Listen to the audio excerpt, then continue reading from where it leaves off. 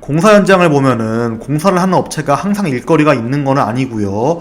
또 공사 현장의 크기도 저마다 다르기 때문에 업체가 모든 인력을 직접 고용하는 경우는 없습니다. 그러니까 필요한 경우에만 하청을 주는 식으로 운영을 하죠.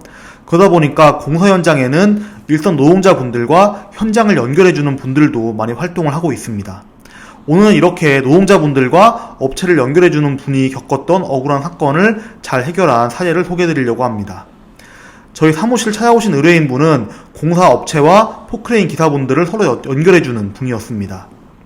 그런데 포크레인 기사분들이 자기를 상대로 소송을 걸었다면서 사무실을 찾아왔는데요.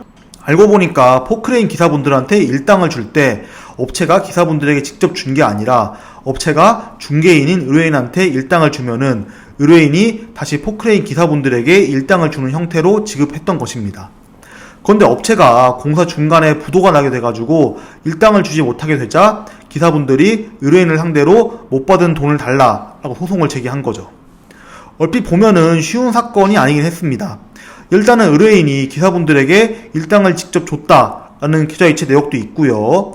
거기다가 의뢰인이 기사분들에게 일당을 줄 때마다 세금 계산서도 발행을 했거든요. 그러니까 의뢰인이 기사분들에게 남은 일당도 주어야 할 의무가 있다 라고 볼 수 있는 근거가 있는 사건이었던 거죠.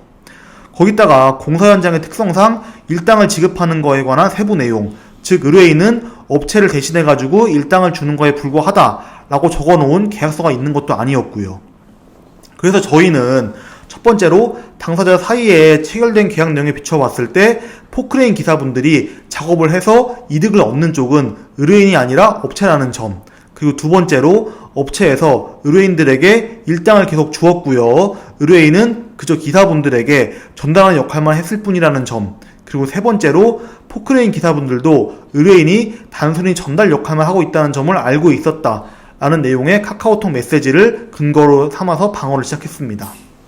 그리고 소송을 진행하던 중에 업체가 회생을 신청했다고 해가지고 기록을 입수해가지고 살펴보니까 업체가 포크레인 기사분들에 대한 일당을 자기의 채무로 인정을 하고 법원에 회생 채권으로 신고했다라는 점도 확인을 할 수 있었습니다.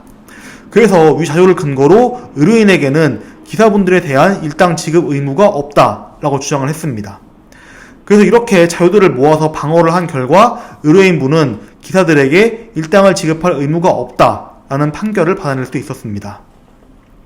세금 계산서나 지급 내역이 있다 보니까 잘못했다고 하면은 업체를 대신해서 일당을 줘야 하는 억울한 일이 발생할 수도 있었지만은 당사자 사이에 실제로 있던 일을 자료로 입증해가지고 방어를 성공한 경우로 보시면 될 것 같습니다.